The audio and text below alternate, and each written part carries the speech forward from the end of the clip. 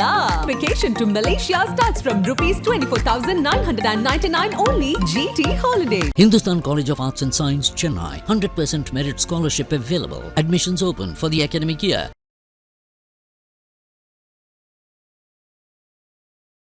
ஜாதிய அரசியலாக அதிமுக மாறிக்கொண்டிருக்கிறது அப்படிங்கிற கருத்துக்கள்லாம் அவங்க தெரிவிக்கிறாங்க. எடப்பாடி கம்பெனி ஒரு ஜாதிய அரசியல் தான் பண்ணிக்கிட்டு இருக்கிறதா தான் இருந்துச்சு.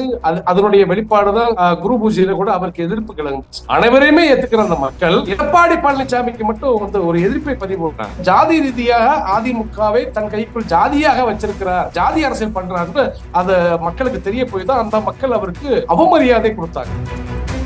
இந்த நடந்து முடிந்த நாடாளுமன்ற தேர்தலில் இந்த முன்னாள் அமைச்சர்கள் கட்சியில இதுக்கு முன்னாடி அம்மா காலகட்டத்தில் இருந்த காரியக்காரன் யாருமே ஏன் சேர்த்து கேட்கலாம் சொல்லுங்க. ஏன் புதுசா ஒன்றியத்துக்குள்ளே அறிமுகம் இல்லாத ஒரு நபரை வேட்பாளரை போட்டீங்க? கொங்கு மண்டலத்துல எடப்பாடி பழனிசாமியுடைய கோட்டை, அந்த கோட்டையில எடப்பாடி பழனிசாமி தோக்கடிக்கிறாங்க. நகர்ப்புற உள்ளாட்சி தேர்தல், கிராமப்புற உள்ளாட்சி தேர்தல், நடந்து முடிந்த நாடாளுமன்ற தேர்தல், அதுக்கு முன்னாடி நடந்த இடைத்தேர்தல், அத்தனை தேர்தல் அந்த மக்கள், ஏன்னா அந்த மக்கள் உண்மையிலே ஒரு காத்து அடிச்சவங்க. புரட்சித் தலைவர் எம்ஜிஆருடைய ரத்தத்தின் ரத்தங்கள். அந்த மக்கள் எடப்பாடி பழனிசாமி கம்பெனியை வெறுக்குது. ஐபிசி தமிழ் நேயர்களுக்கு வணக்கம். இன்றைய சிறப்பு நேர்காணலில் நம்மோடு இணைந்திருப்பவர் அரசியல் விமர்சகர் தேனி கருணன் அவர்கள். வணக்கம் சங்கர். வணக்கம், சொல்லுங்க சங்கர். ஓகே சார், ஒரு நீண்ட இடைவேளைக்கு பின்பாக ஐபிசி தமிழ்ல ஒரு நேர்காணல்.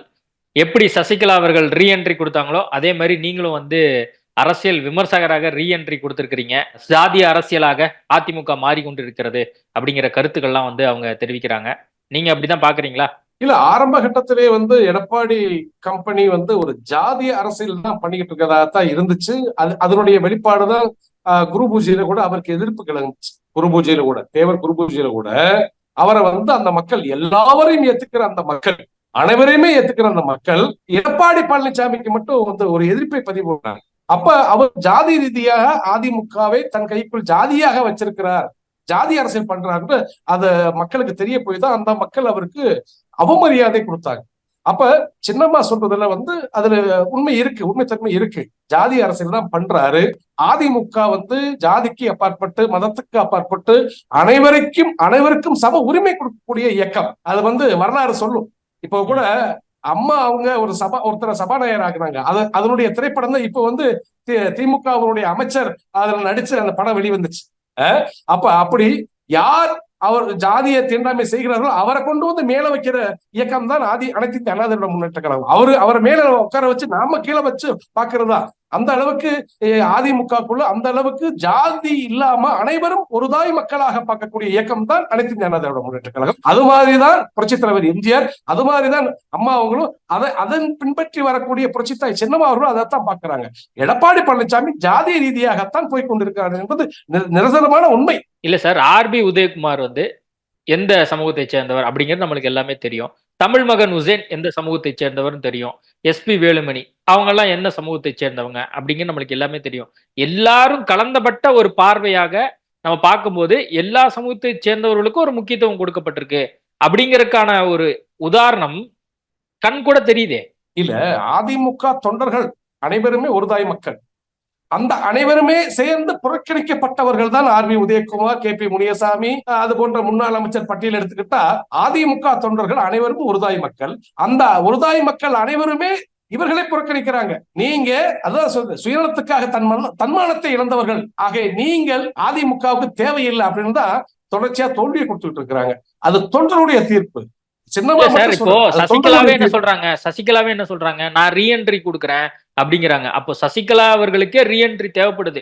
அப்போ ஒருவேளை எடப்பாடி பழனிசாமிக்கு எதிரான மனநிலையில இவங்க எல்லாம் இருந்திருந்தாங்கன்னா சசிகலாவோடையோ அல்லது டிடிவி தினகரனுடையோ அல்லது OPS ஓடையோ போயிருப்பாங்க. அவங்களெல்லாம் கூட போகாம எடப்பாடி பழனிசாமி தான் முக்கியம் அப்படின்னு சொல்லி அவர் கூட எல்லாம் இருக்காங்க எல்லாரும். சுயநலம் பொதுநலம் இல்லையில. அப்ப சுயநலமா இருக்க போயுது. அதனாலதான் இருக்கக்கூடிய முன்னாள் அமைச்சர்கள் கேவலப்படுறாங்க. ஒரு விஷயம் நீங்க நல்லா புரிஞ்சுக்கணும். நீங்க இந்த நடந்து முடிந்த நாடாளுமன்ற தேர்தலில் இந்த முன்னாள் அமைச்சர்கள் கட்சியில இதுக்கு முன்னாடி அம்மா காலகட்டத்தில் இருந்த காரியக்காரன் யாருமே ஏன் சேர்த்து கேட்கலாம் சொல்லுங்க. ஏன் புதுசா ஒன்றியத்துக்குள்ளே அறிமுகம் இல்லாத ஒரு நபரை வேட்பாளரை போட்டீங்க? அப்ப எடப்பாடி பழனிசாமி இருக்கக்கூடிய முக்கியஸ்தர்கள் அத்தனை பேருமே மக்கள் மனசுல இடம் இல்ல, தொண்டர்கள் மனசுல இடம் இல்ல. அதனால இந்த தேர்தல் நம்ம போட்டி போட வேணாம் தனக்குத்தானே ஒதுங்கிக்கிட்டு புதுசா ஆளுகளை நிப்பாட்டி அவங்கள அதான் சொல்ல போற 3வது இடம் 4வது இடம் தள்ளி விட்டாங்க. அப்ப இந்த நடந்து முடிந்த நாடாளுமன்ற தேர்தலில் தெரியும் இந்த முன்னாள் அமைச்சர்கள் எடப்பாடி கம்பெனி அத்தனை பேருக்குமே தொண்டர்களுடைய ஆதரவு இல்லை, அதே போல பொதுமக்களுடைய ஆதரவு இல்லை என்பது தெரிஞ்ச விஷயம் தான். அப்ப அவர் கூட இருந்தா மட்டும் போதுமா? இப்ப எடப்பாடி பழனிசாமி ஜாலரா அடிச்சா மட்டும் போதுமா? நான் ஜாதிக்கு அப்பாற்பட்டு நான் இருக்கிறேன்னு சொல்லிக்கலாமா? தொண்டர்கள் விரும்பணும் சார். இப்ப ஒரு விஷயம் நீங்க நல்லா புரிஞ்சுக்கணும். கொங்கு மண்டலத்துல எடப்பாடி பழனிசாமியுடைய கோட்டை, அந்த கோட்டையில எடப்பாடி பழனிசாமி தோக்கடிக்கிறாங்க. நகர்ப்புற உள்ளாட்சி தேர்தல், கிராமப்புற உள்ளாட்சி தேர்தல், நடந்து முடிந்த நாடாளுமன்ற தேர்தல், அதுக்கு முன்னாடி நடந்த இடைத்தேர்தல், அத்தனை தேர்தல் அந்த மக்கள், ஏன்னா அந்த மக்கள் உண்மையிலே ஒரு காத்து அடிச்சவங்க, புரட்சி தலைவர் எம்ஜிஆருடைய ரத்தத்தின் ரத்தங்கள். அந்த மக்கள் எடப்பாடி பழனிசாமி கம்பெனியை வெறுக்குது. அதுக்காண்டி எஸ்பி வேலுமணி அங்க இருந்தாப்புல அந்த கவுண்டர் சமுதாயம் பின்னாடி வந்துருமா? அப்படிதான் நினைக்கிறானுங்க அவங்க. அது தப்பு கணக்குன்னு சொல்லிடுச்சு அந்த மக்கள். எங்களுக்கு ஜாதி பேதம் கிடையாது, மதபேதம் கிடையாது, நீங்க ஜாதியை கொண்டு வராதுங்களா அப்படின்னுதான் அந்த கொங்கு மண்டல மக்களே இப்ப நடந்து முடிந்த நாடாளுமன்ற தேர்தல் கோயம்புத்தூர் தொகுதியில அதிமுக இரட்டை சின்னத்தை 3வது இடத்துக்கு தள்ளி விட்டுருச்சு. பாருங்க நீங்க. நோட்டாவுக்கு போன எடப்பாடி பழனிசாமி என்ன சொல்றாரு, 2021 சட்டமன்ற உறுப்பினராக பெரும்பாலும் அதிமுக சேர்ந்தவங்க தான் சட்டமன்ற உறுப்பினர் ஆயிருக்காங்க. நாடாளுமன்றம்னு வரும்போது அது பார்வையே வேறு, தேசிய கட்சிகளோட எல்லாம் இணைஞ்சனாலதான் திமுக கூட்டணி இவ்வளவு சீட்டுகள் பெற்றிருக்கிறாங்க, 40க்கு 40 வென்றெடுத்திருக்கிறாங்க அப்படிங்கிறாரு. இல்ல ஒரு விஷயம், அம்மா காலகட்டத்துல எந்த ஒரு கூட்டணியும் இல்லாம நாடாளுமன்ற தேர்தல அதிகப்படியான வெற்றியை கொண்டு வரலையா? நான் என்ன கேட்கிறேன், போன முறை கூட, போன நாடாளுமன்ற தேர்தலில் கூட தேனி தொகுதி ஒரே ஒரு தொகுதியை மட்டும் ரெட்டலை வென்று வந்துச்சு. அந்த அளவுக்கு கூட உங்களால செய்ய முடியலையே. நான் என்ன சொல்ல வரேன், நீங்க கூட்டணி இல்லையா, உங்கள்கிட்ட கூட்டணி கட்சி இல்லையான்னு கேட்கிறேன். தேமுதிக உங்களோட கூட்டணி, அதே போல கிருஷ்ணசாமி உங்கள்கிட்ட கூட்டணி, இன்னொரு இஸ்லாமிய கட்சி கூட்டணி, நிறைய கூட்டணிகள் நீங்களும் சேர்த்து வச்சுதானே களங்காட்டினீங்க. களங்கண்டும் கூட இரட்டை சின்ன 3வது இடம், 4வது இடம், நாம் தமிழர் 2வது இடம், இப்படி எல்லாம் வந்துருச்சுல்ல. இன்னைக்கு நான் எந்த ஒரு கூட்டணியும் இல்லாம, எந்த ஒரு பண பின்புலம் இல்லாம, எந்த ஒரு முன்னாள் அமைச்சர்கள் கூட இல்லாம வெறும் தொண்டர்களை மட்டும் வைத்து நாம் தமிழர் தேர்தலை கண்டிருக்க, அதுதான் பெருமைக்குரிய விஷயம். நீ சகலத்தையும் கொள்ளையடிச்சு வச்ச, பணத்தையும் செலவழிச்சு பார்த்த, சகல யுத்தையும் கையில் எடுத்து வச்சு பார்த்த, உன்னைய 3வது இடம் நாம் தமிழர் 2வது இடம், உன்னைய 4வது இடம் நாம் தமிழர் 3வது இடம். இன்னைக்கு ஒரு அந்த கட்சி எந்த ஒரு அதான் மக்கள் மத்தியில எந்த ஒரு கையூட்டு கொடுக்காமல், கையூட்டு பணமே கொடுக்காம மக்கள் அந்த இளைஞருடைய எழுச்சி இன்னைக்கு அந்த கட்சி அங்கீகாரம் பெற்றிருக்கு. இன்னைக்கு நீ இவ்வளவு ஒரு இயக்கம் என்ற இவ்வளவு பணத்தை, நீ கட்சி பணத்தை வீணடிச்சிருக்கிற, வீணடிச்சும் கூட அதிமுக என்ற ஒரு இயக்கம் இன்னைக்கு மிகப்பெரிய அகால பாலத்தரத்தை தள்ளி விட்டுருக்க நீ இரட்டை சின்னத்தை. இல்ல சார், இப்போ அதிமுகவுடைய தோல்விக்கு வெறுமனா ஓபிஎஸ் இல்ல, சசிகலா இல்ல, டிடிவி தினகரன் இல்ல, இவங்க எல்லாம் இல்லாதனாலதான் சரிவை சந்திச்சிருக்குன்னு நினைக்கிறீங்களா? சசிகலாக்கு எவ்வளவு படைபலம் இருக்கு, ஓபிஎஸ்க்கு எவ்வளவு படைபலம் இருக்கு, அதெல்லாம் பார்க்கணும்ல. வாக்கு சதவீதத்தின் அடிப்படையில் ஓபிஎஸ்க்கு என்ன படைபலம் இல்லைன்னு சொல்றீங்க? 3.5 லட்சத்துக்கு மேற்பட்ட வாக்குகளை வாங்கியிருக்கிற ராமநாதபுரம் தொகுதியில டிடிவி தினகரன் 2.25 லட்சம் ஓட்டு வாங்கியிருக்கிறாரு. அப்ப அந்த ஓட்டெல்லாம் யாருங்க? அதிமுகவுடைய வாக்கு. திமுக காரனா ஓட்டு போட்டா? நீங்க சொல்லுங்க பாப்போம். இப்ப தேனி தொகுதியில 2.25 லட்சம் வாக்குகள் வந்திருக்கு. யாருக்கு? டிடிவி தினகரனுக்கு. இதே மாதிரி எல்லா தொகுதியிலும் அவங்களுக்கு குறிப்பிட்ட வாக்குகளை வச்சிருப்பாங்கல்ல. அப்ப இந்த முட்டாள்களுக்கு ஏன் அந்த புத்தி வர மாட்டேங்குது இந்த எடப்பாடி கம்பெனிக்கு? இல்ல நீங்க அப்படி சொல்றீங்க, இல்ல நீங்க எப்படி சொல்றீங்க? ஓபிஎஸ்ஓ டிடிவி தினகரனோ அதிமுகவுக்கு எதிராக நிக்கிறாங்க சார், இரட்டலைக்கு எதிராக போட்டி போடுறாங்க சார். இல்ல நான் என்ன சொல்றேன்னா, இரட்டைலைக்கு எதிராக போட்டி போடுறாங்கன்ற காட்டியும் நீங்க நாடாளுமன்ற தேர்தலுக்கு முன்னாடி எல்லாருமே சொல்றோம் ஒன்றுபடுங்க, நம்மளுக்கு யாரோட தயவும் தேவைன்ற போது ரெண்டு நிலைப்பாடு டிடிவி தினகரன் விஷயத்திலையும் ஓபிஎஸ் விஷயத்திலையும். ஒண்ணு அதிமுக ஒண்ணு சேரணுங்கிறாங்க, அமமுகவோட நம்ம அதிமுகவும் சேர்த்துக்கலாம் அல்லது கூட்டணி கூட வச்சுக்கலாம் அப்படிங்கிற மாதிரியும் சொல்லிட்டு இருக்காங்க. ஒன்றிணைக்கணும் அப்படின்னா அதே நிலைப்பாட்டுல இருக்கணும்ல, போட்டி போடாம இருக்கணும்ல. ஏன் போட்டி போடுறாங்க அப்படிங்கிற பார்வை இருக்குல்ல? இல்ல ஒரு விஷயம், ஈரோடு கிழக்கு தொகுதியில அமமுக போட்டி போட்டுச்சா, ஓபிஎஸ் அணி போட்டி போட்டுச்சா? ஏன் போட்டி போடல? இரட்டை இலை சின்னத்துக்கு எதிராக வேலை செய்ய வேண்டாம், இதுல வெற்றி பெற்றுட்டாங்க இவங்களுடைய தெம்புல அவங்க வெற்றி பெற்றாங்களுக்கு ஆமா பாத்துக்கிறோம்னு பாக்குற போது அதுல ஒரு காங்கிரஸ் எம்பி 68,000 வாக்கு வித்தியாசத்துல ரெட்டலையை தோக்கடிக்கிறாரு. அப்படின்ற போது இந்த வாய்ப்பை அன்னைக்கே கொடுத்தாங்க. ஏன் வந்து ஓபிஎஸ் ஒரு வேட்பாளர் நிறுத்தி இன்னும் அதால பலத்தை ரெட்டலை தள்ள மாட்டாப்பலையா? அதுக்கடுத்த திரைப்பட ஒரு வேட்பாளர் அவரு குறிப்பிட்ட வாக்குகளை வாங்க மாட்டாரா? அப்ப அந்த வாய்ப்பை கொடுத்ததை இவங்க கொடுத்தாங்க. ஒற்றுமைப்படுவோம்ப்பா, நம்ம ஏன் எதிரிக்கு வாய்ப்பு அளிக்கணும்? நம்மளுடைய குடும்ப பிரச்சனை பேசி தீர்ப்போம்னு சொல்லும் போது செவி சாய்க்காத இந்த எடப்பாடி பழனிசாமி இன்னைக்கு இந்த இரட்டை இலை சின்னத்தை, அதான் சொல்ல வர, மக்கள் வந்து நெஞ்சில பச்சை குத்துனா இன்னைக்கு தூக்கி தூர போட்டான். இரட்டை இலை சின்னம் நெஞ்சில பச்சை குத்தி வச்சிருப்பான், கையில பச்சை குத்தி வச்சிருப்பான். இன்னைக்கு பிளேட வச்சு கீச்சு விடுற இந்த இரட்டை இலை வேணாம்டா. ஏன்னா இந்த இரட்டை இலையும் எடப்பாடி பழனிசாமியோட அப்ப வீட்டு சொத்துன்னு சொல்றாங்க. அதனால இந்த இரட்டை இலை வேணாம்டா, கையில பச்சை குத்துல போட்டு கிழிச்சு விட்டுக்கிட்டு இருக்காங்க. அப்ப அந்த நிலைக்கு தொண்டர்களை உண்டு பண்ணி இருக்கிறார் எடப்பாடி பழனிசாமி. இல்ல, இப்போ இந்த இடைத்தேர்தல் போட்டியிடாம போனதற்கான காரணமா நேத்து சசிகலா அவர்கள்ட்ட வந்து கேள்வி கேட்கப்படுது. அதுக்கு என்ன சொல்றாங்க, திமுகவோட ஒரு அண்டர்ஸ்டாண்டிங் வந்துட்டாரோ அப்படிங்கிற ஒரு மாதிரியான ஒரு தோணியில வந்து அவங்க பேட்டி கொடுக்குறாங்க. இல்ல, ஒரு விஷயம் ஆரம்ப கட்டத்திலிருந்தே வந்து இவங்க மேல வந்து ஊழல் புகார் இருக்கு. எடப்பாடி பழனிசாமியோட கம்பெனி அத்தனை பேர் மேலே பட்டியல் இருக்கு. அதனாலதான் வந்து இவர்களெல்லாம் கைது செய்வேன், இவர்களுடைய அந்த ஊழல் பணத்தை பூரா பறிச்சு அரசு கஜானாவோட நான் போடுவேன்னு இவர் வாக்குறுதி கொடுத்திருந்தார். தேர்தல் வாக்குறுதி யாரு? திரு மு.க. ஸ்டாலின் அவர்கள். எஸ்பி வேலுமணி, தங்கமணி, இந்த மணிகள் குரூப் அத்தனை முன்னாள் அமைச்சர்கள் மேலும் ஊழல் வழக்கு இருக்கு. நான் விட மாட்டேன், எனக்கு வாக்களிங்க, மக்கள் பணத்தை சூறையாடி இருக்கான 4.5 ஆண்டுல. அதே போல கொடநாடு கொலை வழக்கு, அந்த வழக்குல மிகப்பெரிய ஒரு விஷயம் இருக்கு. அதுல எடப்பாடி பழனிசாமி சம்பந்தப்பட்டிருக்கிறார், அவர் திட்டம் தீட்டி கொடுத்திருக்கிறார் சொன்ன முதலமைச்சர், இன்றைய முதலமைச்சர் இன்னைக்கு அதை அப்படியே மறந்துட்டு இன்னைக்கு ரொம்ப சைலண்டா இருக்க. காரணம் என்ன? ஐயா, எங்களை கை வைக்காதீங்க, உங்களுக்கு என்ன தேவை நாங்க பண்ணித்தாரோம். தேர்தல் தானே உங்களுக்கு, தேர்தலில் நாங்க டம்மி வேட்பாளர் போட்டு விட்டுருவோம், அதுக்கடுத்தபடியா எது வந்தாலும் பாத்துக்கிறோம். எங்களுடைய சகாக்களை தொடக்கூடாது, குறிப்பா கொடநாடு கொலை வழக்கை பத்தி பேசக்கூடாது. இதுதான் இவருடைய ரகசிய ஒப்பந்தம். அதனாலதான் நான் சொல்றேன், எடப்பாடி திமுக, அதிமுக கிடையாது, அவங்க எடப்பாடி திமுகன்னு சொல்லுவேன். ஓகே, இன்னொரு விஷயம் என்னன்னா, இப்ப சசிகலா ரீஎன்ட்ரி கொடுக்குறேன் அப்படிங்கிறாங்கல்ல, அவங்களால இப்ப இனிமேல் என்ன பண்ண முடியும்?